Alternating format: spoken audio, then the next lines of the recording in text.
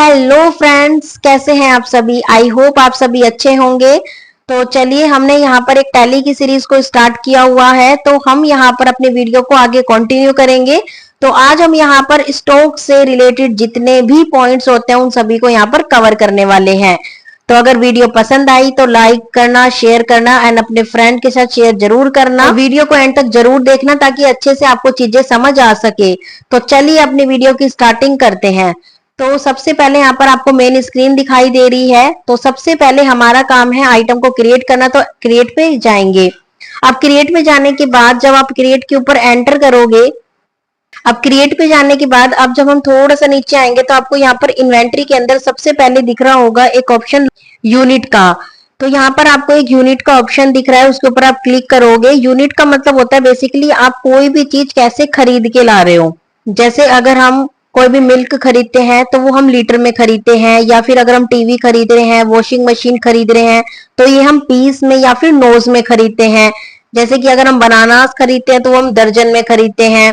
तो इस तरीके से जो हमारी यूनिट होती है ना, वो सबसे पहले हमें क्रिएट करनी होती है कि हमें किस चीज में सामान बेचना है।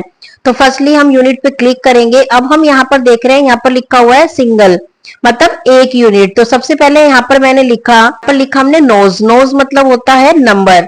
तो यहाँ पर अब 0 लिखा हुआ है, तो यहाँ पर 0 का मतलब है कि आप उस चीज के पार्टीशन कर सकते हो कि नहीं कर सकते। जैसे अब मान लो अगर मैं कोई टीवी बेच रही हूँ तो मैं उस टीवी को कंप्लीट बेचूंगी, ऐसा तो नहीं है ना कि टीवी के 2 टुकड़े हम कर सकते हैं। तो मतलब मैं एक पूरी सिंगल यूनिट बेचूंगी, इस वजह से हम 0 लिखेंगे। फिर एंटर एंटर करके आप सेव कर सकते हो, या सीधा कंट्रोल ए आप क्या कर सकते हो, कर सकते हो। जैसे अब नेक्स्ट यूनिट हम बनाने वाले हैं। जैसे नेक्स्ट यूनिट हम बनाएंगे पीस, तो पीस में आपको सिंबल में पीसीएस लिखना और फॉर्मल नेम में पीस। पीस को भी आप कंप्लीट देते हो इसलिए 0, फिर सेव। इसके बाद हम लेंगे जैसे कि किलोमीटर, तो आप के एम लिखोगे सिंबल में और फॉर्मल में लिखोगे किलोमीटर। अब जैसे किलोमीटर में 30 होती है तो हम यहाँ पर 3 लिखेंगे, ठीक है। तो इस तरीके से किलोग्राम में भी 30 होती है, तो आप यहाँ पर 0 नहीं लिखोगे बल्कि 3 लिखोगे, क्योंकि आप कोई भी सामान ग्राम में भी बेच सकते हो ना, जैसे कि 500 ग्राम, 700 ग्राम। तो इस वजह से हम 3 डिजिट को लेते हैं। तो इस तरीके से हमारी यहाँ पर सिंगल यूनिट क्रिएट हो जाती है। फिर इसके बाद हम बनाएंगे दर्जन। दर्जन के बाद अब हमने देखा यहाँ सिंपल और कंपाउंड दोनों आ रही है, तो अब हम बनाएंगे कंपाउंड। कंपाउंड का मतलब होता है कि आपका जैसे मान लो आपकी कोई चॉकलेट्स आ रही है, वो पहले एक डिब्बे में आ रही है, ठीक है, और डिब्बे के बाद वो मान लो पीसीज में आ रही है, तो 2 यूनिट हो गई। पहली यूनिट आपकी बॉक्स हो गई और दूसरी यूनिट आपकी क्या हो गई, एक तरीके से पीसीज हो गई। तो इस तरीके से जैसे यहाँ पर हमने पहला क्या लिया, बॉक्स, और बॉक्स के अंदर मान लो, बॉक्स में मान लो हमारे पास में मान लो 12 थिंग्स आ रही है हमारे पास, तो 12 के लिए हमने क्या ले लिया, दर्जन। तो इस तरीके से हमारी बनती है कंपाउंड यूनिट, यानी कि मान लो कोई भी प्राइमरी और सेकेंडरी यानी कि 2 पैकिंग में वो आ रहा है। इसके बाद अब हम सीखेंगे लोकेशन को बनाना। तो अब यहाँ पर आप चेक करने के लिए ऑल्टर में जाओगे। ऑल्टर में जाने के लिए बाद आप वही सेम यूनिट के अंदर जाके चेक कर सकते हो। दोबारा अब हमें क्रिएट पे आना है, फिर लोकेशन पे आना है। आप यहाँ पर 2 चीजें देख रहे हो, क्रिएट और ऑल्टर। ऑल्टर मतलब है कि ऑलरेडी एक आपकी मेन लोकेशन है जो कि बनी हुई है, आप उसे चेंज करना चाहते हो या फिर आप नई लोकेशन को बनाना चाहते हो। तो मैं यहाँ पर पहले वाली को चेंज नहीं कर रही बल्कि नई बना रही हूँ। तो मैं क्रिएट पे आके उस क्रिएट पे क्लिक करूंगी। जैसे मेन लोकेशन मुझे चेंज नहीं करना तो मैं बाहर आ रही हूँ, फिर दोबारा लोकेशन पे एंटर करेंगे क्रिएट पे। अब क्रिएट में जाने के बाद जैसे मैंने सबसे पहले लिया दिल्ली, दिल्ली एंटर एंटर करके मैंने सेव कर लिया। फिर मैंने लिया रेवाड़ी, एंटर एंटर करके दोबारा सेव कर लिया। फिर मैंने लिया जैसे गुरुग्राम, फिर मैं दोबारा इसे एंटर एंटर करके क्या कर लूंगी, सेव कर लूंगी। तो ये लोकेशन अभी मैं क्रिएट कर रही हूँ। जैसे फिर मैंने 52 लिख लिया। तो इस तरीके से हो सकता है आपकी काफी सारी ब्रांचेस हो, तो आपको उनकी सभी की लोकेशन को बना लेना है ताकि आप इजीली वर्क कर सके। अब आप देखना चाहते हो कि लोकेशन बनी है नहीं, तो ऑल्टर पे जाओ। ऑल्टर पे जाने के बाद लोकेशन पे जाओ। इसके बाद हमने देखा कि हमने जितनी भी लोकेशन बनाई थी वो सारी की सारी आपको यहाँ पर दिख रही होगी। अब हम बनाएंगे क्रिएट पे जाके दोबारा से स्टॉक कैटेगरी। स्टॉक कैटेगरी सबसे पहले समझते हैं क्या होता है। तो फ्रेंड, स्टॉक कैटेगरी का मतलब होता है कोई भी चीज आपको कैसे अवेलेबल है। जैसे मान लो अब आप टीवी खरीदने जाओ तो वो टीवी आपको किस किस साइजेस में मिल जाते हैं। जैसे कि मैंने बोला भाई 100 इंच का टीवी है, 150 इंच का टीवी है, तो किस तरीके से है। अब जैसे आप कोई कोल्ड ड्रिंक खरीदने जा रहे हो तो कोल्ड ड्रिंक स्मॉल में आ रही है कि लार्ज में आ रही है, तो वो उसे हम क्या कहते हैं, स्टॉक कैटेगरी। सबसे पहले स्टॉक कैटेगरी पे एंटर करेंगे। अब यहाँ पर जैसे मैंने डाल दिया, जैसे सबसे पहले मैंने डाला 32 इंच, एंटर एंटर करके अब हम क्या कर देंगे, इसे सेव। मतलब ये जनरली हमारे प्रोडक्ट्स के लिए ही है। इसके बाद हमने डाला 50 इंच, ठीक है, ये एंटर एंटर करेंगे, फिर हम क्या कर देंगे, सेव कर देंगे। तो यानी कि अगर मुझे कोई भी प्रोडक्ट सेल करना है तो वो किस साइज में हमें अवेलेबल हो जाएगा, तो उसे हम स्टॉक कैटेगरी बोलते हैं। आई होप आपको कैटेगरी का मतलब समझ आ गया होगा। इसके बाद हम बनाएंगे स्मॉल, मीडियम और लार्ज। यानी कि जब जैसे आप चिप्स के पैकेट खरीदने जाते हो तो आप स्मॉल में भी ले सकते हो, लार्ज में भी ले सकते हो, मीडियम में भी ले सकते हो। हमें देखना है कि बना या नहीं, तो ऑल्टर पे जाएंगे।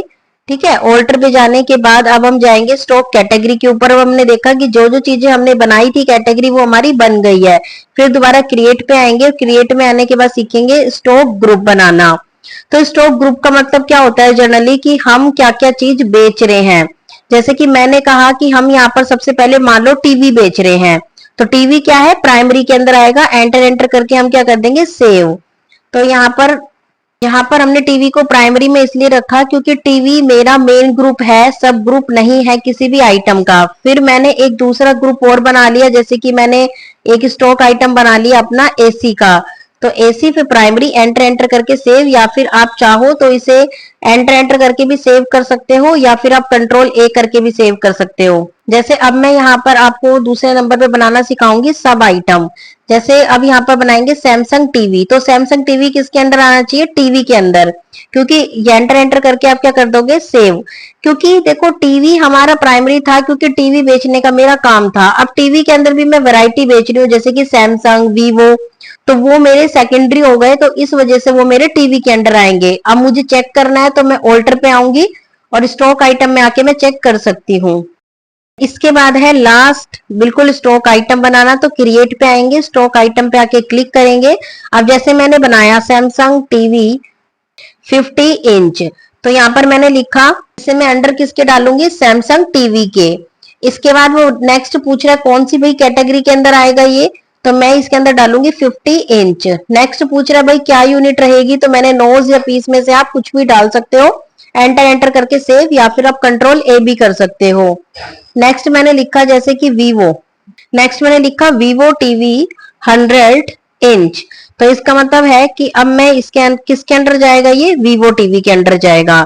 कैटेगरी कौन सी आएगी, 100 इंच वाली आएगी। और यूनिट में आप नोज या पीसीज में से कुछ भी ले सकते हो। फिर एंटर एंटर करके आपको क्या कर देना, सेव, या फिर कंट्रोल ए करके भी आप क्या कर सकते हो, इसे सेव कर सकते हो।